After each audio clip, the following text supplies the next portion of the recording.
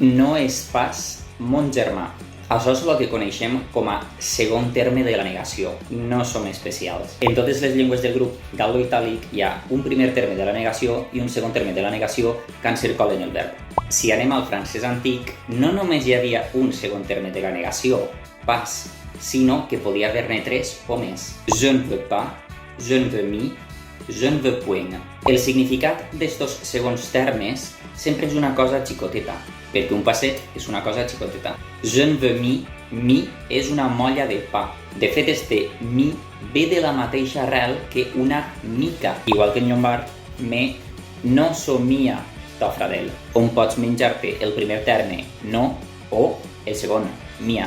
Je ne veux point, i esta encara es diu a França, però d'una manera molt snob. Je ne veux point. O sigui que no l'heu d'utilitzar tampoc. Qüestió important.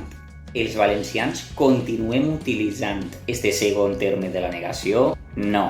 No és una qüestió valencià-català. És una qüestió època medieval, època actual. Ho trobem documentat en molts autors de fa 600 anys. He marcat en verd les localitats als anys 60 on encara es deia, i m'ha sorprès que en Tarongeta també diuen no vindrà cap.